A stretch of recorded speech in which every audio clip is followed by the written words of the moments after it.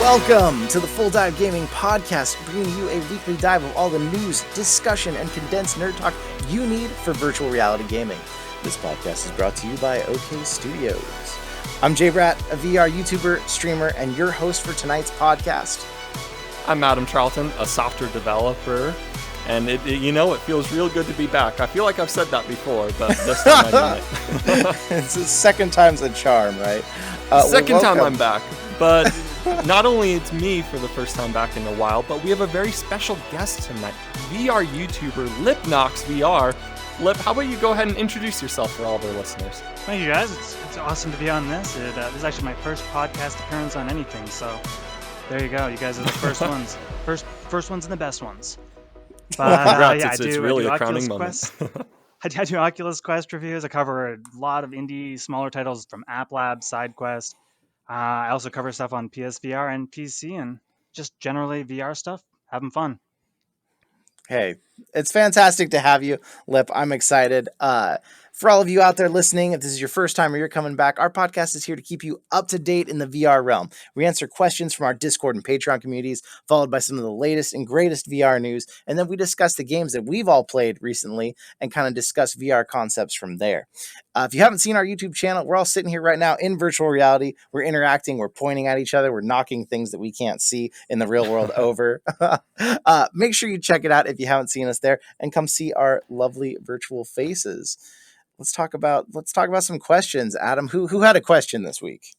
Sure. So our first question is from our Discord community member VTID, and he asks, do you see an issue where such high resolution headsets exist now, but GPUs, even the top end, can't get the very most out of them? And he's wondering if this is going to be a gap opening up. So like maybe in 2 years we have 8K headsets, but we just can't get the GPUs to power them. And, honestly, it's hard to get any graphics card nowadays, let alone ones that can power VR, right? And so do you guys see this being a problem even more in the future where just VR headsets outpace what computers can output? Well, I think one big issue with the GPUs is the crypto market has been really booming for the past 12 months on a level even more than before. And we just had a big downfall, which has brought those markets down, and the benefit for those people spending enormous amounts of money to buy these GPUs has diminished a bit, combined with, I think they just had the TIs that just came out or just in the process of coming out, which are pretty expensive on its first element. But I think you combine those types of things, I think it's going to level out. I mean, Nintendo has supposedly a Pro coming out this year. Oculus is definitely going to be coming out with a new headset within the next 12 months, I would imagine. It makes sense to me that things are moving along. I think we're going to go back to normal within the next 18 months. Boy, I hope so, because that's the cycle I think you need to. I hope so, because I need a GPU. What GPU do you have? I don't know, Lipnox. I got an RTX 2060, but nice. I will make you jealous. My girlfriend does have a 3080. Nice. Oh boy. How'd you manage to snag those before the crypto miners? And that's an interesting point. That's an interesting point that I didn't think about before, where, honestly, the main thing that we need to fuel VR becoming widely accessible is that we need Bitcoin to die. Like it just is one of those weird things, right? Where everything just is so connected. Yeah, it's messing it up. When you see how much money they're making, it makes sense why they're paying what they're paying for those cards. It just majorly sucks when it's like impacting the entertainment aspect when you think the two of them should have nothing to do with each other, but they're directly competing. Yeah, I totally agree with both of you, and it makes me wonder, like, why isn't there a software company or a hardware company that has come out with like a crypto mining GPU, like specifically made for it, that would run great? They could charge a crazy price. Like, these things are constantly sold out. How is no one else entering this realm and jumping in on this and making tons of money off it? I don't know. You see, the thing is that they just buy out too quickly, and so all someone needs like an entire server farm of GPUs. They run out, and so they get whatever is widely accessible, which is all these gaming GPUs. But even if Bitcoin was just completely to die tomorrow, right? I still feel like maybe in 2 years that the VR headsets, the resolution is just going to get way better than what computers are able to output. Yeah, it's definitely something where we want photorealism more than ever. Like we want in gaming, it's important to have good graphics, but at some point, it's a monitor in front of you. It only needs to be so good. In a Yeah. headset, we want it to be flawless, and to get there, it's gonna have to be intensely powerful. And I think it's coming. I think Dave asked a good question because I think there may be a problem coming unless we keep seeing more headsets like the Quest come out that aren't going for that high end and are all inclusive in themselves. You don't need a GPU for that. So. Well, Yeah. the other thing too to add to that is that you need people making these games, and the Mm-hmm. focus on making PC VR is almost completely diminished. I think if not for PSVR 2, you'd see a lot of developers completely jump ship and just go pure Quest. Ugh. Oh, that's about to open a whole nother can of worms. So I will Sorry. jump us on to the next question here. Dave also asked in this, he said, do you agree that one's enjoyment of VR directly relates to the person's expectations? So for him, he said he appreciates and loves VR because it has so much more than gaming. But he said a lot of gamers he's seen get into VR become disappointed quickly because they think every game is going to be Half-Life Alyx and they don't see all this enormous potential that VR has. I personally am kind of on both sides of the coin because like I am so excited about seeing VR get out of the gaming realm and do more in the world, more good, training for work, healthcare, surgery. There's so much it can do, but at the same time, I'm kind of sick of the fact that especially because the Quest 2 is so immensely popular, that we're back in the same boat we were with PSVR 4 years ago, is we're just getting experience after experience fed to us instead of getting any real big games. Well, it's just all about how popular it is, right? But the Quest 2, I think, is going to fuel that because the Quest 2 has been so popular and getting into the hands of so many people. Companies are actually going to start taking it seriously and start making some more AAA games for it. It'll just take time for them to start realizing it and for enough talent in the industry to exist for them to start being able to make VR games. Yeah, I think from my perspective on that, it's just the Quest is where people are. The Quest is wireless, and on the other hand, I think that for a lot of these types of business type things, I think they're sort of moving onto AR in a lot of ways, and onto these like virtual computer type of situations a lot more than specific applications. And I think once Oculus has that whatever their desktop thing is they're working on, the Infinite Desktop or something, I think when that comes out, that'll be a massive changer for people that are looking for that kind of working type of thing. But when it comes to like PCVR quality games impacting the thing, I think you look at Saints and Sinners. Saints and Sinners on the Oculus Quest is still a fantastic game for VR in every way except for the graphics. So I don't think that because it's got lesser power that these are lesser games in any way. It's just putting the money into getting these on the headset and optimized to even run on the headset. That's the problem. That's where we need to reach, is that point where more companies see the value in making these big games that we want. Because I mean, we'll talk about games later in the podcast, but I played some new games on Quest, and it's like they just remind me of like the old days of VR so often. It's like they're these Well, little short games. I want something big. just to interject with that, but the amount of games that still come out without smooth locomotion and smooth turning blows my mind. We are so far into VR and they still keep making simple mistakes, and then they have to patch it in the first thing. And you go to the Oculus store and you see all the reviews, and there's a decent percentage that it will knock them entirely because the comfort options that they want are not there.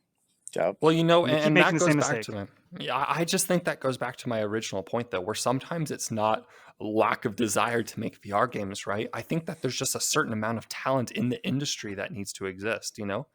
Like if there's only 10 VR developers out there and they're all working for Half-Life Alyx, everyone basically has to keep reinventing the wheel and coming up with these things. And so I feel like given enough time, VR will, make VR great again.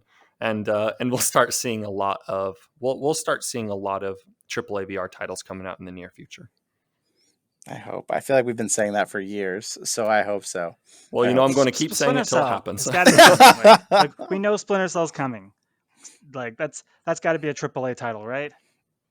We got the Resident Yeah. Evil. That's AAA in my opinion, at least.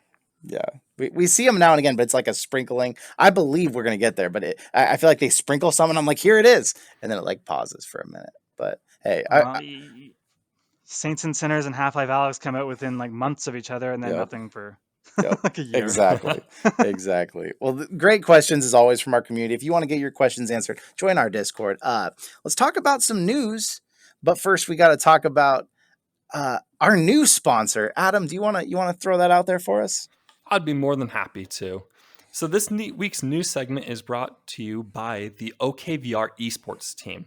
So we've talked about them before in the past. We've had Jordan from the OKVR esports team on our podcast. They've been crushing it in the Omni Arena, but they're also reaching out to start dominating the VR Master League coming up later this year. Go check them out.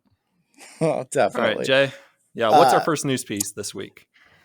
Well, Vive Pro 2. We talked about it last podcast. If you didn't know, Vive Pro 2 is coming out. It's actually has started shipping, and reviews are finally starting to roll in. So Vive Pro 2, if anyone out there is like, oh, what are you talking about?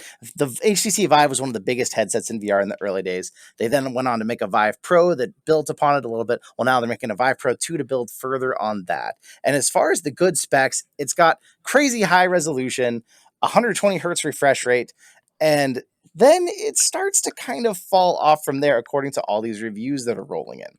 So on paper, this should be one of the best headsets. They say it's got 120 degree field of view. It's got 6 megapixels per eye. But the problem is with every review that's rolling in, they're saying that this thing is not the experience that it promised to be on paper. Yes, it has a wider field of view due to these 2 new lenses that they put in together, these concentric lenses, but the vertical field of view now is much smaller, and they're noticing that. You're noticing that you can't look up and down as high. It's a much more narrow tunnel. People are saying that just like other HTC headsets, it has such a small sweet spot that you're constantly grabbing the headset and adjusting it, trying to see, which is breaking your gameplay. And once you finally get it all adjusted perfectly to your head, you let someone else try it, and it's done for. It's all ruined. You got to adjust it all again. So the tough thing the Vive Pro 2 is trying to do, it needs to either have the best freaking visuals on the market, and people are saying it's still not quite beating the clarity of the Reverb G2, or they're saying, well, the other important thing is it needs to have the widest field of view and the best refresh rate, and it's still not beating the index in either of those areas either. So what Lipnox, are you following this Vive Pro 2 stuff? What have you seen so far? To me, it looks like the only market they're trying to go for is existing Vive owners to buy an upgraded headset, and then the enterprise stuff. But it's like that to me, it's like they just when I watched that event, I was so excited, and then I saw what they had to offer, and I'm just like, this doesn't impress me at all. And then you add in these reviews afterwards, and I'm like, you're just icing on the cake. I mean, send it out. I don't even care. Yeah. Adam, you had an original Vive. What do you think about some of this? Honestly, it just feels like that they took the original Vive and like, hey, lots of people bought the Vive, and they're just trying to make it a little bit better every single time. But the whole industry has completely evolved and gone on without them. Yep. I'm with you. I said this on a previous podcast, but I said not even applying to VR. I said HTC's problem is they always come in and they make something amazing. They did this with phones, and then they rely on that phone and barely upgrade it and think people are going to keep buying it. It's like, you got to keep up. And this thing this isn't some budget headset. This is $800 for just the headset. $1,400 if you want the entire kit. Oh gosh. That is a ton of money, and it doesn't even come with knuckle controllers. It comes with the Vive wands, the same old Vive wands we've had for years that don't have any analog sticks on them. Yeah, you know what I think? I think that they're just trying to really go after the enterprise market, and they're doing it for privacy. Because you can get, a Quest 2, which is just better in price. It has a lot of the same features, if not better in some ways. In many of the ways that this headset is better, it's just small incremental improvements over the Quest 2. But I think that so many people are going to go for this because it's private. You don't have Facebook on it. You don't have maybe the stigma of companies wanting to buy an index because it's a gaming headset, right? And so I feel like now more than ever, they're just trying to completely capture the enterprise market, get out into the hands of those corporations. But you know that's going to hurt them because we're a gaming headset. We're going to talk about the games on here. This thing, if you're trying to game on VR, don't get this headset. Yeah. Well, and the question to me too, like, why would this be appealing to businesses though? I mean, a business looks at a $1,400 price tag, and you've got a Reverb G2 for 600. You've got an Index for Oh, that's 1,000. right. And also though, if I was running a business, I would want something honestly with inside out tracking. Because I don't want sensors to have to set up. I don't want more time to have to go into this thing. I want it to be simple. So I'm not really sure HTC is going to hit the mark even with businesses. That's the one thing I don't understand is that they're like like, when you have the tracking they have, yeah, you're gonna get much better like tracking for video games. But on a business sense, it makes absolutely no sense to use that kind of tracking. So like that's I keep looking at them like, who is this market? Like, what are they trying to do? Are they just adding things and releasing whatever they have, or they actually have a plan? Yeah, I don't know. If you're out there and you want to see some of the actual reviews, Road to VR has a full write up. Mike at VR Oasis, great channel. He's got it. Adam Savage is tested. They went through it. So another surprising thing about it, the mic though in the tests when they showed it, it is crap. Oh. The mic is just absolute crap. Like even for a business, like if you have someone talking to someone else on that, you should have a good mic. What were they thinking? I get tired of going over bad news in the VR industry, but it feels like we get a lot of it all the time. So, hey, it's out Yeah. there. If you want to buy one and try it out and tell us what you like about it, I would love to hear if there's anything to love about it. But it seems like every review I've seen so far has been somewhat negative. I've seen a little bit of chatter of people being a little bit positive about it, but I think it's people like upgrading that are, obviously it's gonna be better than the last headset, or at least I would hope so. Yeah, it's definitely. I mean, if you were someone who only went with Vive and you were only upgrading through the Vive line, it would probably feel nicer. But there's so many other headsets with other features that do better things that it seems crazy to spend this much on this headset to me. Oh, well, I It's a guess year and a we'll. half late. It's Yeah. a year and a Yeah. half late. That's the reality. They just missed the mark by a while. Oh, sad face. Speaking of VR innovators, Adam, there's some new stuff going on with Megadodo, right? Yes, Megadodo. They've been promising a lot with their huge new Deca Gear headset that we've talked extensively about on the podcast in the past. But this week we're going to be talking about the DecaMove. Now, if you're tuned with us, when did we first start talking about the DecaMove? It must have Wow. been easily 4 months ago, November? right? I feel like it was Oh, in like November or 6 months so. more than. Yeah. Yeah, so we've been talking about the DecaMove. It's sort of been floating up there. It's this device that you strap around your waist, and it's supposed to help with telling VR games and other VR applications what direction your chest is rotated in, not just focusing on your head. And so they've been touting this as one of the next big must-have innovations. The headset is still in development and still being worked on, but the DecaMove is actually in the hands of testers right now. And now this isn't fully spatial awareness, so you can't, for example, lean around a corner in VR and have it detect you. But it will help a lot, for example, in games like snowboarding games, where you're able to twist your body one way and you have your head looking another way instead of your whole body following your head whenever you look around. And so I think that it's a really cool innovation, but whether or not developers program that type of thing into it, though, still remains to be seen. But what do you guys think? If you had access to one of these DecaMove, would you use it? Well, I heard they were doing something where they were making some sort of phone app, and you're going to be able to use essentially the technology, or at least test the technology using your phone for free.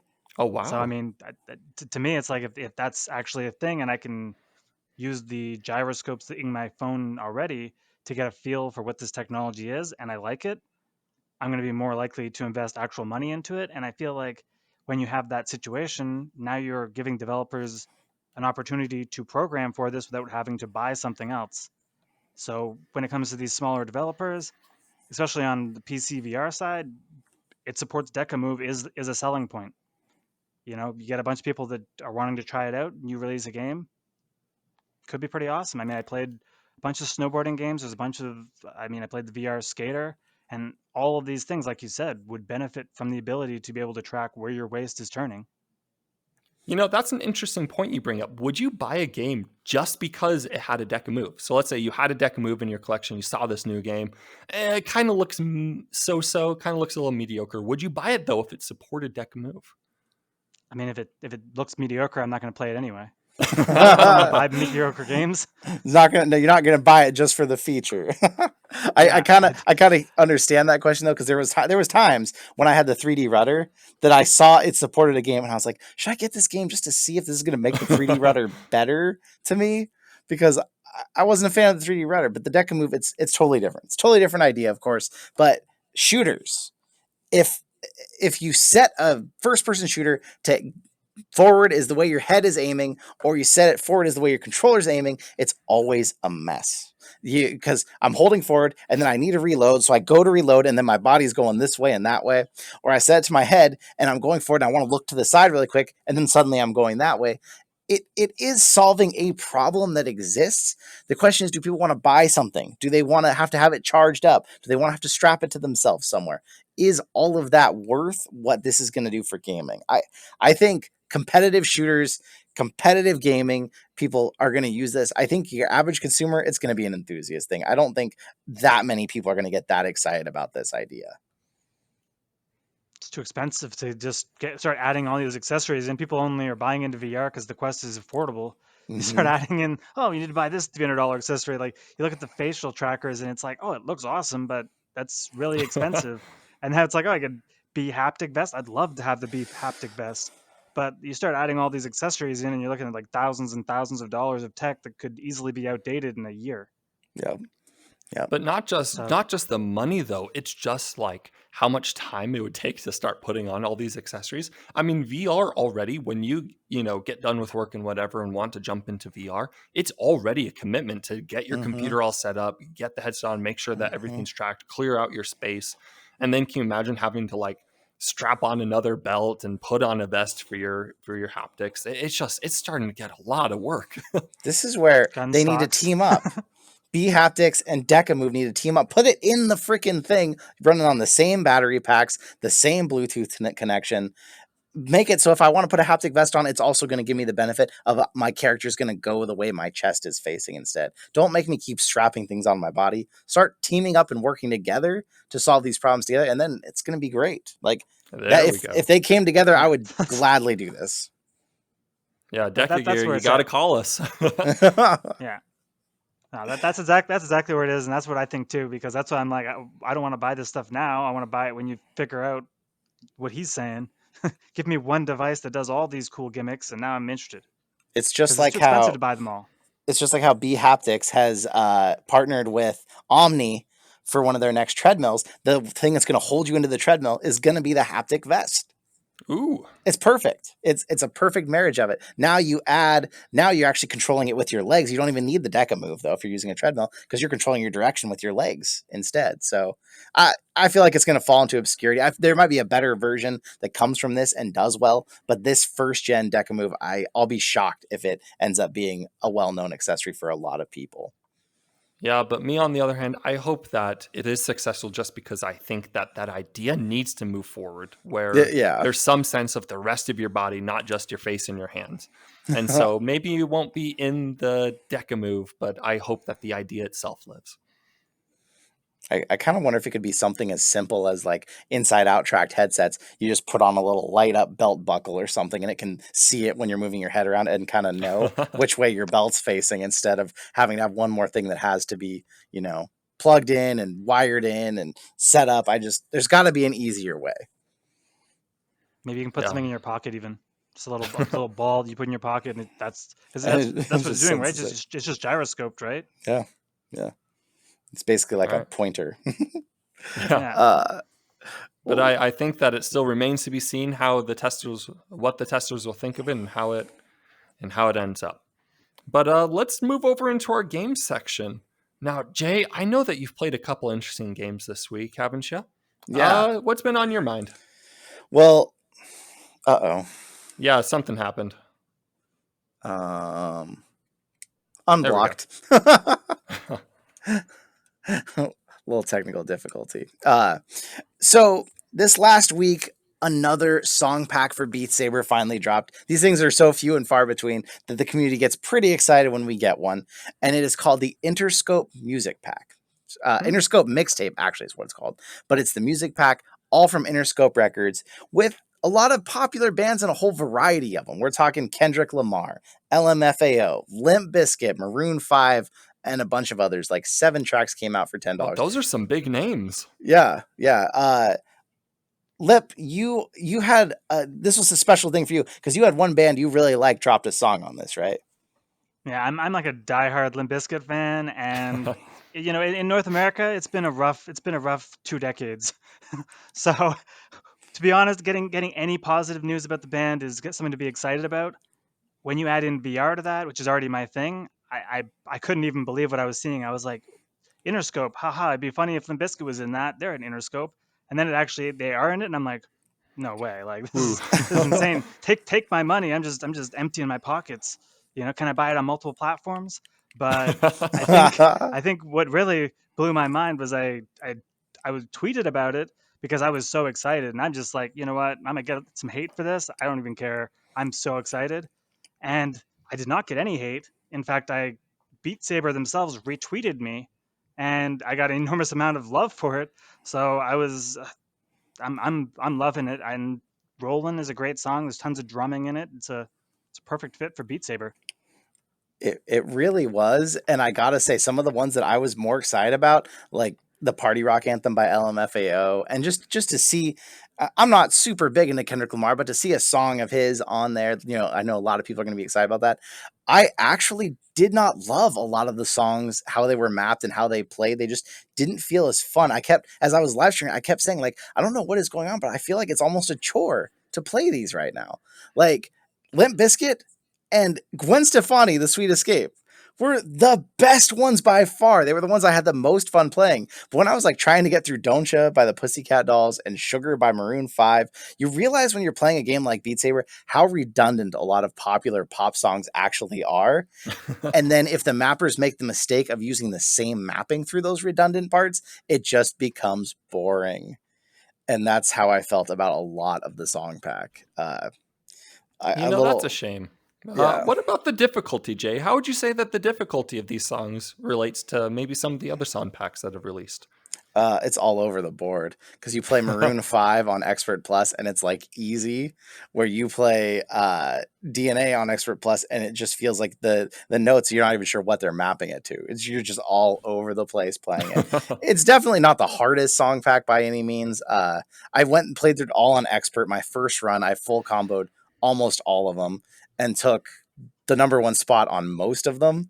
No need to show off here, Jay. I know, but that's, I hadn't played in a month, so I was like, okay, this isn't my skill. These aren't mapped that hard. But then you get into Expert Plus, and it's just one's really easy, and one is crazy weird, and it's just all over the place.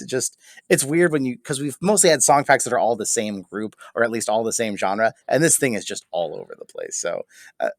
I would say if you're interested, I would pick and choose, kind of like Lipnox here. I'd pick and choose the songs you want.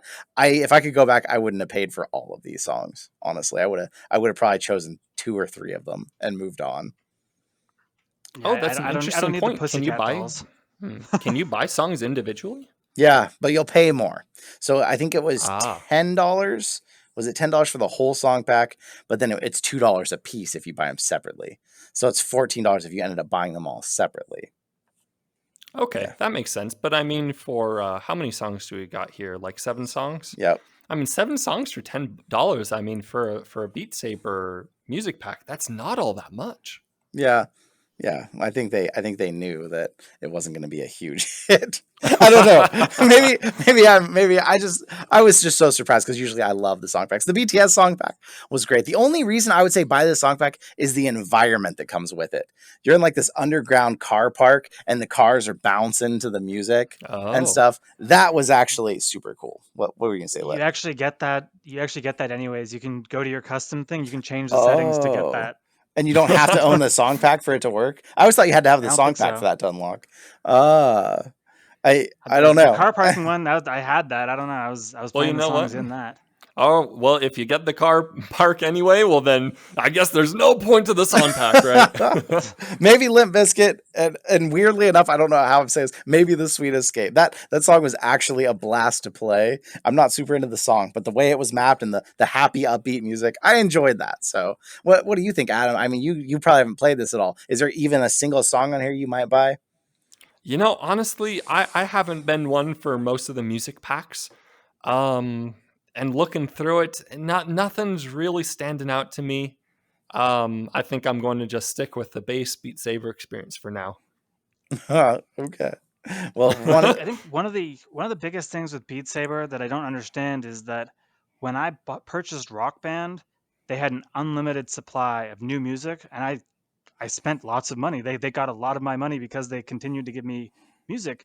But for Beat Saber, I just feel like they are pushing people into finding alternative means to get these songs, and then you're getting into situations with the mapping where people are used to better quality mapping because some of the fans are doing a better job than Beat Saber are. And I think another portion is that Beat Saber is so focused on this high score element that it's about challenging you as much as it's about being fun. When a lot of these beat maps are just going 100%, let's just be fun and silly, and you have fun, like, like Gangnam style songs where you're doing the dance, Mhm. and it's hilarious and it's awesome.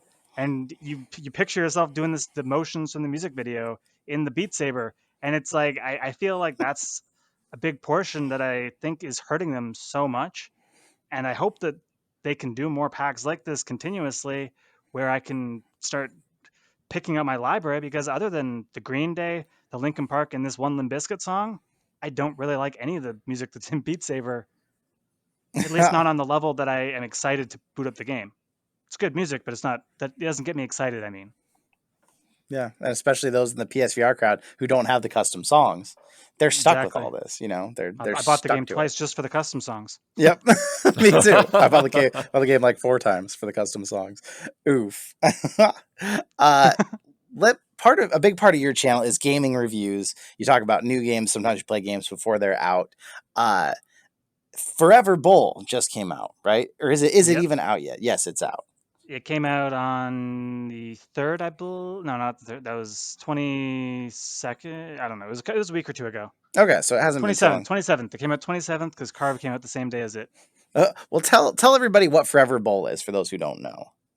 So ForeVR Bowl is a bowling game that they have clearly taken Wii Sports and they've added in the room scale element of VR to that. Hmm. They've thrown in as many little extras as they can with bowling balls that in some cases have an aquarium inside the bowling ball.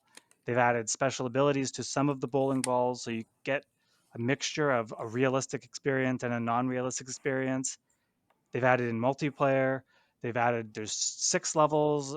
They're adding 2 more soon with an update, and tons more upcoming. There's actually a sign in one of the levels that shows a bunch of different locations, and one of the developers had a little hint that if the game sales are good and the content keeps coming, that's their plan for upcoming levels.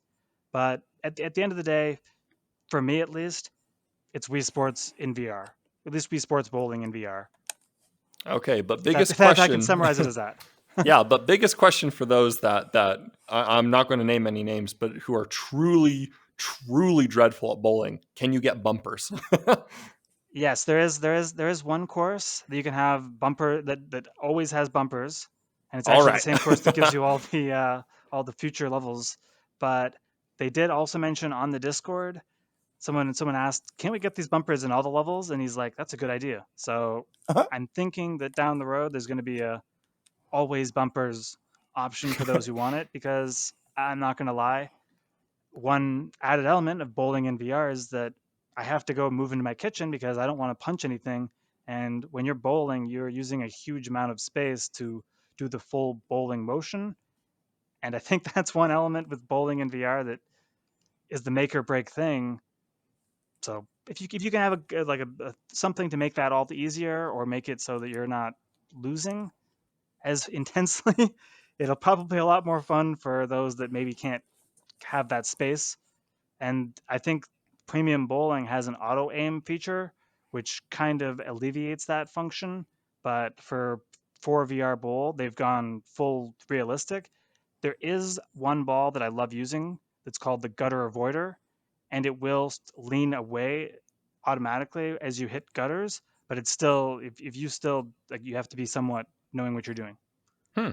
You can't get lucky that much. Realistically, it really comes down to actually practicing and getting somewhat good. I think the highest I've bowled so far is like 150, and I was the kind of person that was over 200 every single game in Wii Sports. All right. So you're saying that you can't get like the always strike ball. You can't get like the master ball for bowling, right? There's some people that have gotten the full 300 games, but is a small list of people. Jay, what do you think about this game? Would you invest in a virtual reality bowling game? Well, luckily I didn't have to because Virtual Reality Check, who's an awesome YouTuber, sent me a code for this, so I actually got to play this too.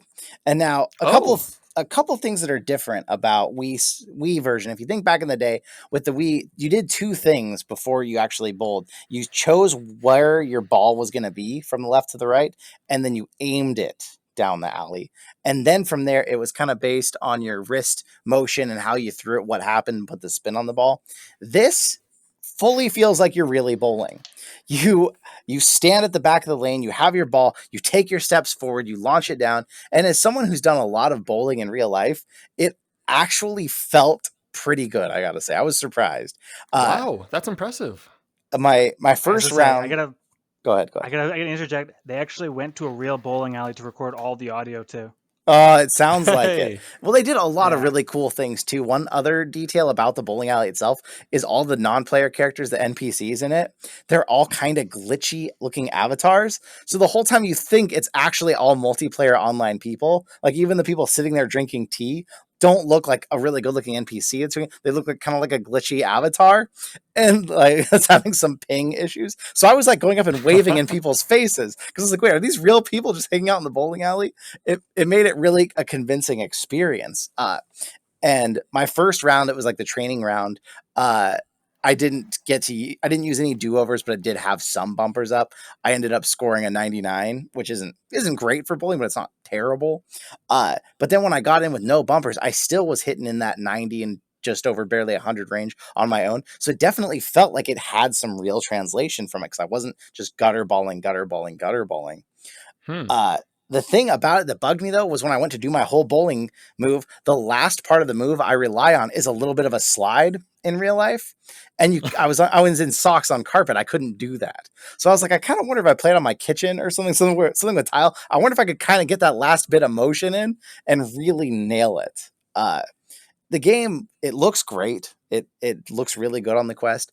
But my problem was after like a few strikes or after some fun, I like wanted to like look around and like talk to people like you did with Wii Bowling. You played with your friends, and it was like unless you're playing multiplayer, you're not getting that as much in VR. Mm-hmm. So that's why I felt like it was really lacking. And you're using real motion to move up to the bowling lane, but guess what you're using when you're not in the bowling lane? Teleport. I tried to find, I was like, maybe Lip will tell me there was a setting. I couldn't find it. You're teleporting. I'm going to tell you a story. I got that game. I was the first person to join the Discord because I booted the game up, and within 20 minutes I was on the Discord asking why there was no smooth locomotion. Apparently it's in the first big update. So that'll be fixed. But that's the exact example when I was thinking. I was like, how do you make a game this polished and you leave out that element in a bowling game where I most need to perfectly put myself in the right position to be bowling? And they give you the default turning is this like inch, like so. Yeah. It's so slow. It's like unusable. Okay, I can't even believe that it's that bad. And it's just like I know they did it because they want you to perfect exactly your angle. But to me, I'm like, you need to put smooth at least smooth turning in from the start for that kind of game. They do have this feature where if you press backwards on the analog stick, it'll like you can step backwards. Oh, But it's like a big step backwards. It's not a smooth locomotion step backwards thing. And that's honestly that's like the biggest flaw to me because I personally, if I want to lay off some steam, it's like I feel like I don't mind playing the bowling game by myself, but See, I Yeah. might The other thing disagree too, with you. Yeah, I might disagree with you a bit there because I feel like the biggest flaw is the fact that Jay relies on a slide in order to throw a bowling ball. That just I sounds wasn't going to say horrifying. anything. It's well, I mean, you're wearing those slick shoes in a normal bowling alley, and so as you use your momentum, that last like step, what I do when I'm bowling, so like my feet go, and then my right leg goes under my other leg, and my front leg kind of slides. It's just a few inches, but it always happens from the way I've learned to bowl. And so when I didn't have that today, I kept noticing I was like stopping hard, and then sometimes it was messing up my wrist the way I was throwing it. And so I was like, I gotta get on like a smooth surface to actually feel like I'm fully really bowling. Uh, But that's interesting enough, though. If I can just maybe give some props to a game that I've never played, is that it feels realistic enough that you rely on your actual technique from bowling, that you notice a difference on your carpet versus the actual bowling lane. Like yeah. the fact that they're able to, that is the biggest thing that you have to make it feel like a little bit more real. It just seems incredible to me for a VR game. Yeah, they did a The other, fantastic job. as I said, the other thing that we didn't mention too is they've also gone above and beyond, and they have a full licensed soundtrack. Well, not full, but they Yep, have a yep, decent amount of licensed songs. So you kind of you start up in the first alley, and you got "Eye of the Tiger" playing, and it's just yep. like, this is amazing. Like it really adds a huge amount to the experience that you don't get from a lot of Quest games, because licensed music is kind of expensive. Yeah, yeah. It really felt like you were at a real bowling alley due to that, and the game does almost everything right. We're mentioning some things that it doesn't do well here, but if you were looking for a good realistic bowling game, I would say this game is definitely the way to go. I just there's these other things that I'm not that into bowling, so like it makes me a little sad that I feel like I'm not having that social side that I used to have with Wii bowling, and the fact of the techniques that I use I'm not used to. We're pointing out some little things, but as far as how well this game does what it does great things. My question and it's about the gaming industry as a whole, it's about the VR industry. Why do we release games that just aren't quite done yet? Why does that always happen to us?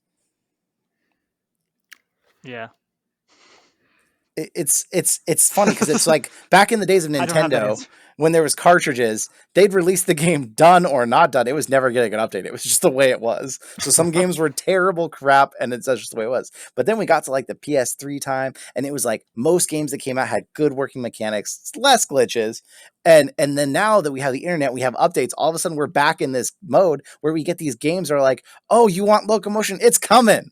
Oh, you want this? It's coming. Like, why are you releasing this day one with these pivotal important features missing that are going to get you some bad reviews, some bad publicity, and then your game might be dead on arrival by update one?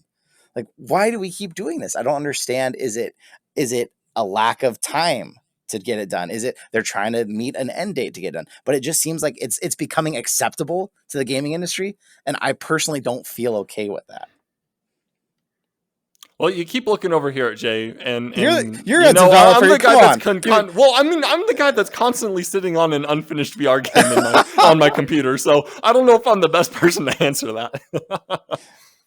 Yeah, I passionately hate teleport so much to the Yep. point where I'm just like I played this Pets VR game, and it has this thing where the blink turning. Every time you Yep. turn, the screen goes black for half a second, and I'm like, this is what gives me motion sick.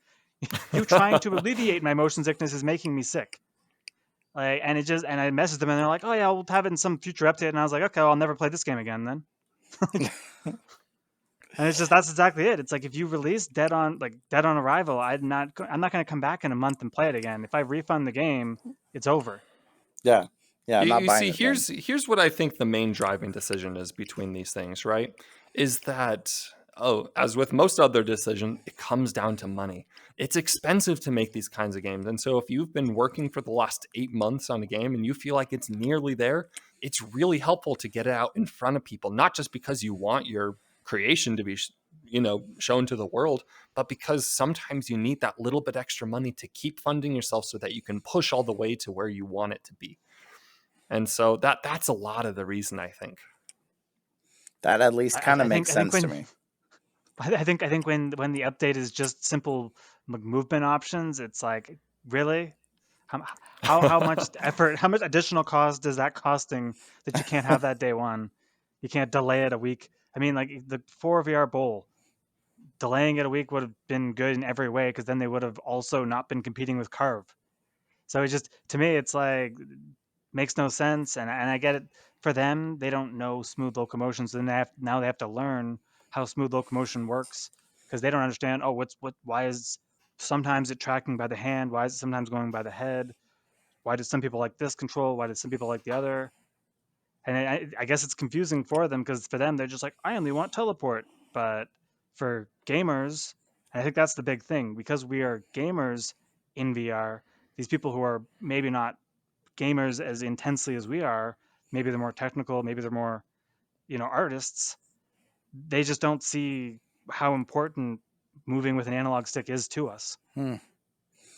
I think that's very possible. Well, Lip, the last kind of thing that I really wanted to talk about, especially because you touched on it earlier in the podcast, is like Forever Bowl, ForeVR Bowl, whatever it's called. It's a well designed bowling game. It does its job, but why does it seem like we keep getting this caliber of games? Like I own a Quest 2 and I just keep waiting. Like, what's the good big new game on Quest 2? And it seems like so many games that come out are these experiences that I'm going to spend maybe an hour or two playing and not come back to. Where is the disconnect that for a while we were all talking AAA and now it seems like it's just dropped off the radar again? The Quest came out in October, and we're not even a year later. Developers don't have time to make games. But I mean, this is piggybacking off You- Quest 1. If someone was developing something for that and wanted to bring it to it, it could. Or I feel like even, Sony for a long time, their exclusives were like the big VR games I looked forward to, or the occasional title on PC. Why is PC gone dark? It seems like on big VR games. Is this due to the Quest 2? Is it due to what it's doing to the market? Do you have any idea? Because I'm just trying to see if what other people think, because I feel like I have a suspicion, but I don't know if I'm right at all. I just want to confirm a little bit before I start throwing my suspicious opinions out there. I would say that realistically, to me, it's the 5-year game cycle. I mean, these big AAA games take so long to make, and you need to have the right people that even know how to make VR games. We saw Medal of Honor come out, and they Oh, they launched in the wrong way, and it killed the game. Doesn't matter what they did afterwards because as soon as they came out like that, it was over. And now every other third big studio is going to look at that Medal of Honor and say, "Oh, look, they spent all that money, they made that big game, and it did nothing. So we're not going to do it either." And that's what's going to happen unless Sony or unless Oculus is willing to fit the bill to alleviate that risk. It's too much money, to waste, and it's a reputation that hurts you in the long run because a lot of flat gamers feel offended when you make a game that is they can't play. If Rockstar comes and says, "Oh, here's this exclusive VR game," people are going to get mad because they're like, "Well, I want to play Rockstar games and I don't want to buy a VR headset. It's stupid. I have to buy a VR headset." It's the same thing with the state of plays. As soon as Sony mentions a VR game, you get all these negative people that are like, "I'm not buying a PSVR."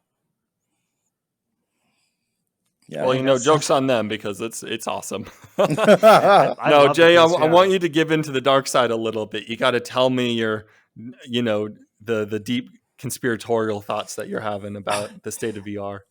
I just feel like as great as Quest 2 is going to be to help push it to the mainstream, I feel like it's killing everything I love about the VR market. Yeah. It's taken the spot of PSVR. They haven't outsold them yet, but it's become that budget headset. If you want to get into VR, that's where you're going. That used to be the PSVR. But the problem is Oculus isn't doing what PSVR did and launching great big first party games. Oculus isn't hardly launching anything on the Quest. It's all these other developers. So it's like, if you're going to take that spot from the market, why aren't you the ones at least making good games for it to keep it going? Nintendo did it with Mario games, Sega did it with Sonic. Like, why does Oculus not have some sort of known characters, known game that is really good, that is pushing VR forward? And it's causing Vive, we talked about earlier, to push into business. It's causing other players to just stop creating. So I worry that we're going to have 3 or 4 more years of these short experience type games because either one, developers say, "Oh, the Quest 2 can't power my game, so I'm not going to do it," or 2, the developers have just given up because they say, oh, I don't want to develop for VR right now because it's just not the market I want it to be with these Quest 2s all out there everywhere. I don't know. I don't want to be right. I'm afraid that I'm right.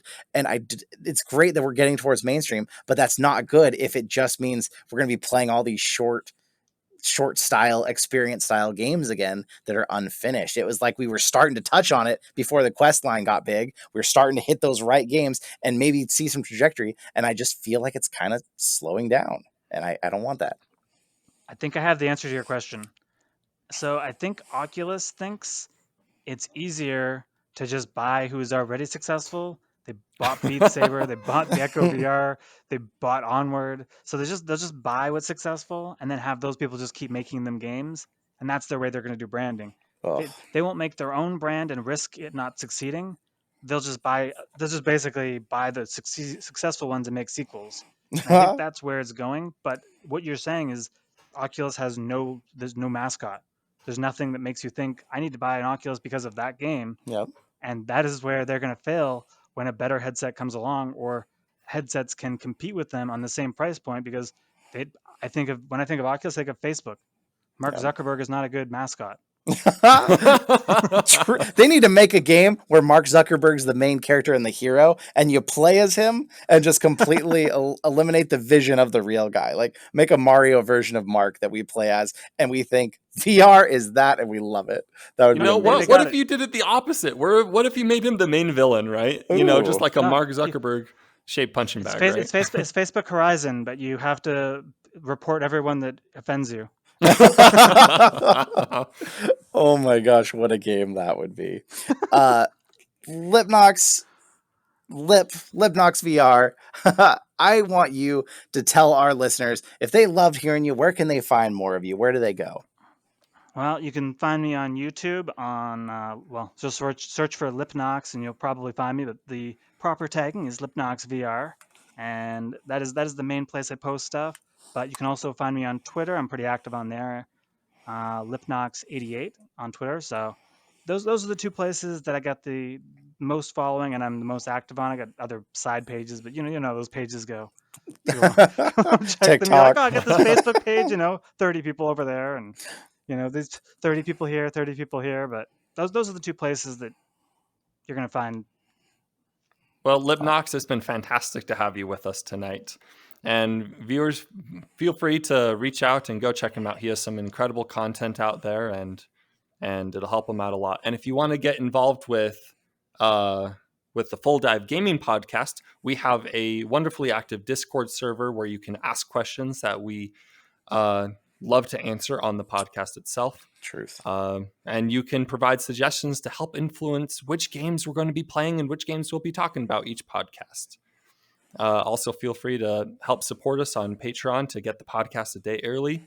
And if you're listening to our podcast, as most of our listeners do, feel free to go check us out on YouTube, where you can see us interacting and pointing at each other and get the full VR experience, right? And me thank you so much. What was that? And me looking at my wrist. Oh, sure thing. Yeah, I got to check the time all the time, right? No, But thank you so much for listening, and remember that when it comes to VR, you have to dive on in. Dive on in. This is fun, guys. Thank you. Thank you, Lip. It was great having you.